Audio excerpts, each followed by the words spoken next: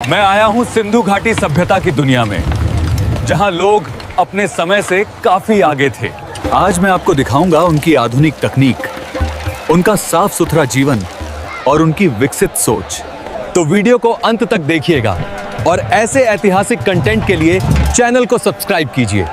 आज से हजारों साल पीछे चलें, एक ऐसे समय में जब दुनिया के अधिकांश हिस्से में इंसान सिर्फ शिकार और गुफाओं में शरण लेकर अपना जीवन बिता रहा था। उसी दौर में भारतीय उपमहाद्वीप के उत्तर पश्चिमी छोर पर एक ऐसी क्रांति की शुरुआत हो रही थी जिसने आने वाले समय में दुनिया की सबसे महान और व्यवस्थित सभ्यताओं में से एक की नींव रखी। यह कहानी केवल ईंटों और गारे की नहीं है, बल्कि यह कहानी है इंसानी जज्बे, बुद्धिमत्ता और प्रकृति के साथ तालमेल बिठाने की कला की, जिसे आज हम सिंधु घाटी सभ्यता या हड़प्पा सभ्यता के नाम से जानते हैं। उसका जन्म किसी एक दिन या एक साल में नहीं हुआ था। इसके पीछे सदियों का धीमा विकास और प्रयोगों की एक लंबी श्रृंखला थी। इस महान गाथा की पहली किरण आज से लगभग 9000 साल पहले यानी 7000 ईसा पूर्व के आसपास फूटती है। आज के पाकिस्तान के बलूचिस्तान प्रांत में बोलन दर्रे के पास एक जगह है मेहरगढ़। मेहरगढ़ वह प्रयोगशाला थी जहाँ दक्षिण एशिया के पहले किसानों ने खानाबदोश जीवन को छोड़कर एक जगह टिक कर रहना सीखा। यहाँ के लोगों ने पहली बार यह समझा कि जमीन से अनाज उगाया जा सकता है और जानवरों को केवल शिकार के लिए नहीं बल्कि दूध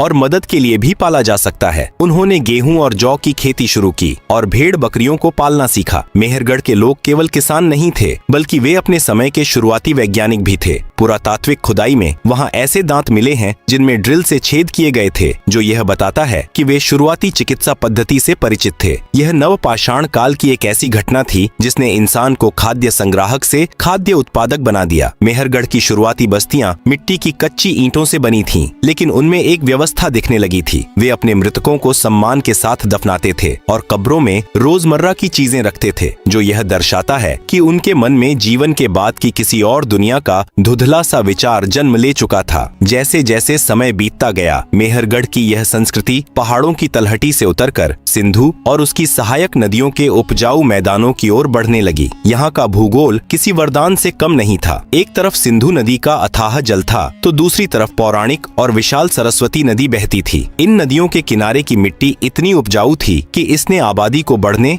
और समुदायों को और अधिक संगठित होने का मौका दिया। यह वह दौर था जिसे इतिहासकार प्रारंभिक हड़प्पा चरण कहते हैं, जो लगभग 3300 ईसा पूर्व से 2600 ईसा पूर्व तक चला। इस चरण में हम देखते हैं कि छोटे छोटे गांव अब धीरे धीरे कस्बों में बदलने लगे थे। लोगों ने चाक पर सुंदर बर्तन बनाना सीख लिया था, जिन पर वे लाल और काले रंगों से जटिल डिजाइन बनाते थे। तांबे का इस्तेमाल शुरू हो गया था, जिसने पत्थरों के औजारों की जगह लेनी शुरू कर दी थी। लेकिन सबसे क्रांतिकारी चीज थी ईंटों का मानकीकरण। उन्होंने महसूस किया कि अगर बस्तियों को बाढ़ से बचाना है और इमारतों को मजबूती देनी है, तो एक निश्चित अनुपात की ईंटें बनाना जरूरी है। कोठरी, आमरी और कालीबंगन जैसी जगहों पर इस शुरुआती विकास के निशान आज भी मिलते हैं। यहाँ के लोगों ने व्यापार की अहमियत भी समझ ली थी। वे कीमती पत्थरों के लिए अफगानिस्तान तक का सफर करते थे। लेकिन इस गौरवशाली इतिहास को दुनिया के सामने आने में हजारों साल लग गए। 19वीं सदी के ब्रिटिश भारत में जब रेल की पटरियां बिछाई जा रही थीं, तो इंजीनियरों को जमीन के नीचे दबी हजारों पकी हुई ईंटें मिलीं। उस समय किसी को अंदाजा नहीं था कि वे दुनिया की सबसे प्राचीन शहरी विरासत के ऊपर खड़े हैं। चार्ल्स मेसन जैसे खोजियों ने पहले इन टीलों को देखा था, लेकिन असली धमाका 20वीं सदी की शुरुआत में हुआ। 1921 में दयाराम साहनी ने हड़प्पा और 1922 में राखालदास बनर्जी ने मोहनजोदड़ो की खुदाई शुरू की, जिसने इतिहास की किताबों को हमेशा के लिए बदल दिया। अचानक भारत का इतिहास सिकंदर के आक्रमण से पीछे जाकर सीधे ईसा से 3000 साल पहले पहुंच गया। प्रारंभिक हड़प्पा के इन 700 सालों ने वह आधार तैयार किया जिस पर भविष्य के महानगर खड़े होने वाले थे। सुरक्षा के लिए बस्तियों के चारों ओर दीवारें बनाना, अनाज को सुरक्षित रखने के लिए कोठार बनाना और व्यापार के लिए रास्तों का जाल बिछाना, यह सब इसी शुरुआती दौर की देन थी। ये लोग प्रकृति को अपना शत्रु नहीं बल्कि मित्र मानते थे और शायद यही कारण था कि उन्होंने जल प्रबंधन की ऐसी कला सीखी जो आज के आधुनिक युग के लिए भी एक मिसाल है। जब हम हड़प्पा सभ्यता के परिपक्व चरण की बात करते हैं, तो हम एक ऐसी दुनिया की बात कर रहे होते हैं जो आज से 4500 साल पहले ही भविष्य में जी रही थी। 2600 ईसा पूर्व के आसपास सिंधु घाटी की बस्तियों ने एक ऐसा रूप लेना शुरू किया जिसे देखकर आज के आधुनिक वास्तुकार और इंजीनियर शहर भी दांतों तले उंगली दबा लेते हैं। यह वह समय था जब मिस्र में पिरामिड बन रहे थे और मेसोपोटामिया में मंदिर खड़े किए जा रहे थे, लेकिन भारत की यह सभ्यता उन सब से अलग थी, जहां बाकी दुनिया अपने राजाओं के लिए आलीशान स्मारक बना रही थी। हड़प्पा वासी अपने नागरिकों के लिए दुनिया के सबसे व्यवस्थित शहर बना रहे थे। इन शहरों की सबसे बड़ी पहचान थी शहरी नियोजन। कल्पना कीजिए एक ऐसे शहर की जहां कोई भी सड़क टेढ़ी मेढ़ी नहीं थी। मोहनजोदड़ो और हड़प्पा जैसे महानगरों को एक व्यवस्थित ढांचे पर बसाया गया था। मुख्य सड़कें एक दूसरे को 90 डिग्री के समकोण पर काटती थीं, जिससे पूरा शहर शतरंज की बिसात जैसा दिखाई देता था। इन शहरों को मुख्य रूप से 2 हिस्सों में बांटा गया था। पश्चिमी हिस्सा एक ऊंचे चबूतरे पर बना था, जिसे गढ़ या दुर्ग कहा जाता था। यहाँ शहर की सबसे महत्वपूर्ण सार्वजनिक इमारतें थीं। दूसरा हिस्सा निचला शहर था, जो आकार में बड़ा था और जहाँ आम नागरिक, व्यापारी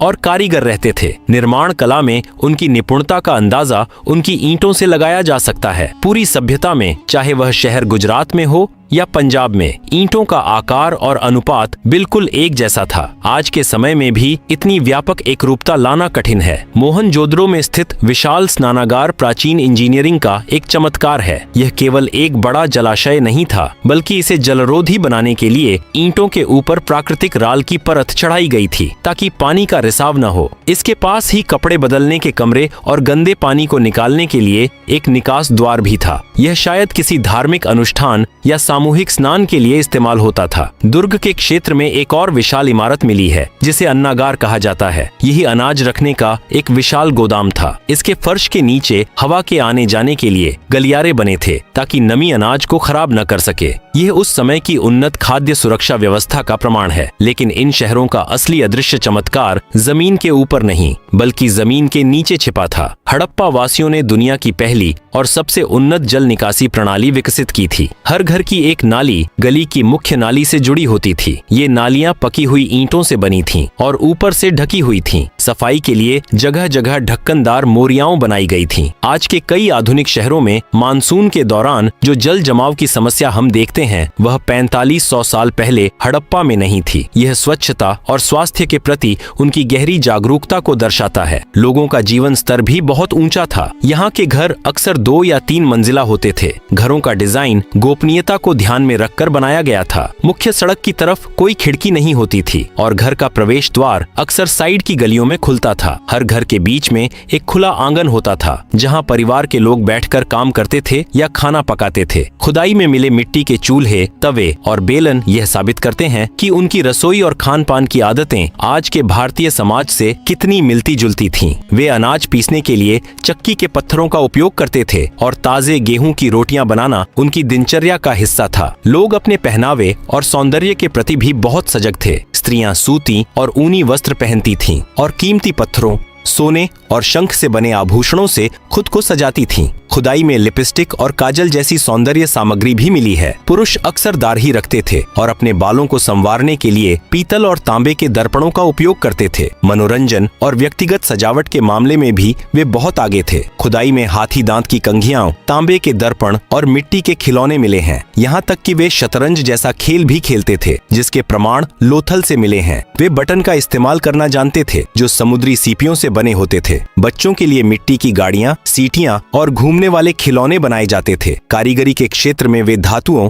विशेषकर कांसे के उस्ताद थे। मोहनजोदड़ो से मिली नर्तकी की मूर्ति उनके कलात्मक कौशल और धातु विज्ञान के ज्ञान का सबसे उत्कृष्ट उदाहरण है। हड़प्पा सभ्यता की महानता केवल उनके शहरों की 4 दीवारी तक सीमित नहीं थी। हकीकत में ये लोग दुनिया के पहले वैश्विक व्यापारियों में से थे। जब आज के विकसित देश अपने अस्तित्व की तलाश में थे, तब हड़प्पा के व्यापारियों के जहाजों के लंगर मेसोपोटामिया और ओमान की खाड़ी के बंदरगाहों पर डले होते थे। मेसोपोटामिया के प्राचीन सुमेरियन ग्रंथों में एक समृद्ध देश का जिक्र मिलता है, जिसे वे मेलुहा कहते थे। आधुनिक इतिहासकारों का मानना है कि यह मेलुहा कोई और नहीं, बल्कि सिंधु घाटी की यही गौरवशाली सभ्यता थी। व्यापार के इस वैश्विक नेटवर्क का सबसे बड़ा केंद्र था लोथल। गुजरात के खंभात की खाड़ी के पास स्थित लोथल दुनिया का पहला मानव निर्मित बंदरगाह था। यहाँ की इंजीनियरिंग इतनी सटीक थी कि ज्वार भाटा के समय जहाजों को नियंत्रित करने के लिए विशेष द्वारों का इस्तेमाल किया जाता था। हड़प्पा के साहसी व्यापारी अपने छोटे जहाजों के साथ अरब सागर की लहरों को चीरते हुए मगन और दिलमुन जैसे व्यापारिक पडियाहावों तक पहुँचते थे। मगन आज का ओमान है और दिलमुन आज का बहरीन। यहाँ से मनके, सूती कपड़े, हाथी दांत के सामान और कीमती लकड़ी सुदूर देशों को निर्यात की जाती थी। बदले में वे सोना, तांबा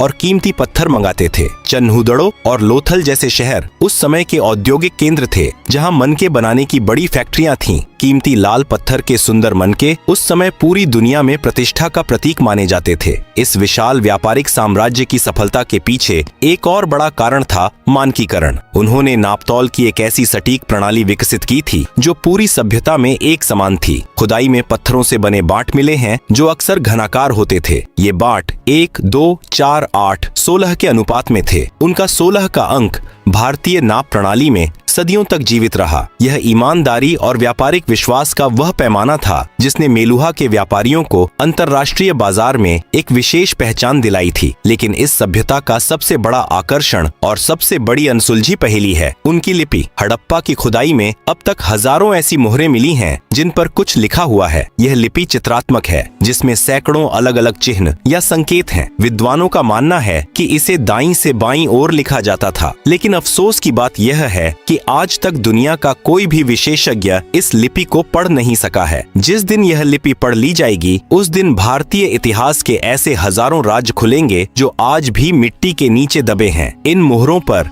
केवल लिखावट ही नहीं थी, बल्कि जानवरों की अद्भुत नक्काशी भी थी। एक सींग वाला बैल, हाथी, बाघ और कुबड़ वाला सांड, इन मोहरों पर उकेरी गई ये तस्वीरें उनकी कला का बेहतरीन नमूना है। इनमें सबसे महत्वपूर्ण है पशुपति मुहर, जिस पर एक आकृति योग की मुद्रा में बैठी है और उसके चारों ओर जंगली जानवर हैं। कई विद्वान इसे भगवान शिव का प्रारंभिक रूप मानते हैं। इन मोहरों का इस्तेमाल शायद व्यापारिक सामान की गांठों पर पहचान लगाने के लिए किया जाता था। समाज और शासन की बात करें तो हड़प्पा सभ्यता में मिस्र या मेसोपोटामिया की तरह विशाल महलों या राजाओं की कब्रों के निशान नहीं मिलते। इससे यह अंदाजा लगाया जाता है कि यहाँ की सत्ता शायद किसी एक तानाशाह राजा के हाथ में न होकर व्यापारियों या पुजारियों की एक समिति के हाथ में थी। मोहनजोदड़ो से मिली पुरोहित राजा की मूर्ति इस ओर इशारा करती है कि धर्म और समाज का आपस में गहरा जुड़ाव था। यह एक ऐसा समाज था जहाँ हथियारों के अवशेष बहुत कम मिले हैं, जो यह दर्शाता है कि वे युद्ध के बजाय शांति और सह अस्तित्व में विश्वास रखते थे। इतिहास के पन्नों में हड़प्पा सभ्यता एक ऐसी चमकती हुई मशाल की तरह है जो अपने चरम पर पहुंचकर अचानक शांत हो गई। लेकिन यह शांति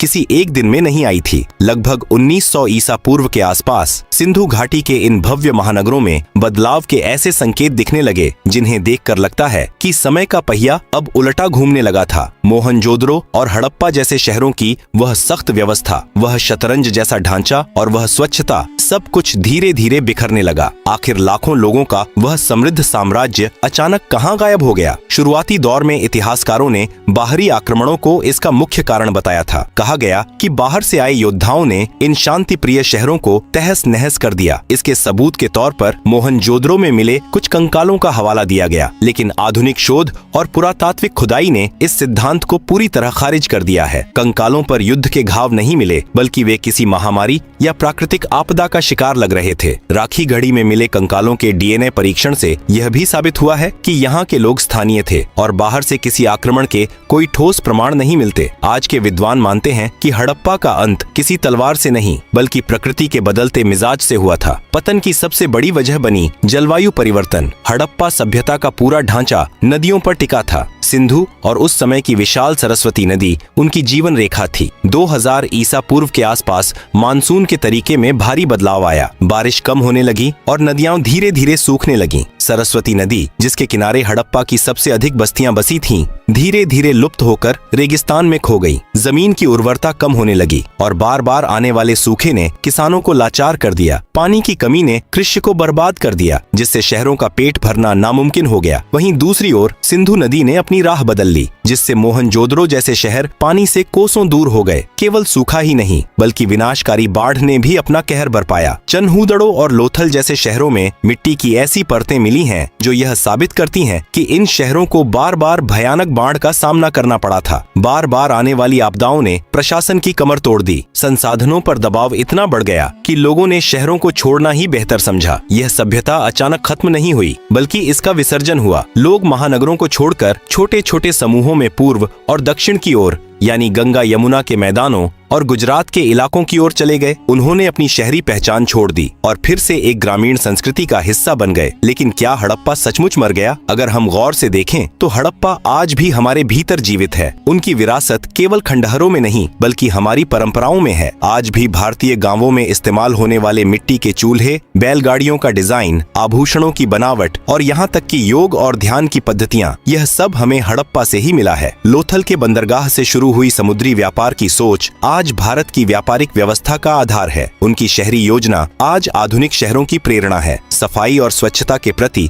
जो आग्रह हड़प्पा वासियों में था वही आज के स्वच्छता अभियानों में दिखाई देता है। हड़प्पा की कहानी हमें एक बहुत बड़ी चेतावनी भी देती है। यह हमें याद दिलाती है कि कोई भी सभ्यता, चाहे वह इंजीनियरिंग और तकनीक में कितनी भी आगे क्यों न हो, प्रकृति के संतुलन को बिगाड़कर जीवित नहीं रह सकती। जिस तरह जलवायु परिवर्तन और जल संकट ने 4000 साल पहले एक महान साम्राज्य को मिट्टी में मिला दिया, वही खतरा आज हमारे सामने फिर से खड़ा है। हड़प्पा के सूखे हुए कुएं और भरी हुई नालियां आज के दौर में एक मूक संदेश दे रहे हैं। राखी गढ़ी और धौलावीरा जैसे स्थलों पर आज भी खुदाई जारी है। हर नई खोज हमें अपने पूर्वजों के और करीब ले जाती है। हड़प्पा सभ्यता का इतिहास केवल अतीत की धूल नहीं है बल्कि यह भविष्य के निर्माण का एक ढांचा है। यह कहानी हमें सिखाती है कि महानता केवल ऊंची इमारतों में नहीं बल्कि एक व्यवस्थित और संवेदनशील समाज के निर्माण में होती है। हड़प्पा का उदय एक चमत्कार था, उसका अस्तित्व एक प्रेरणा है और उसका पतन इंसानियत के लिए एक शाश्वत सबक।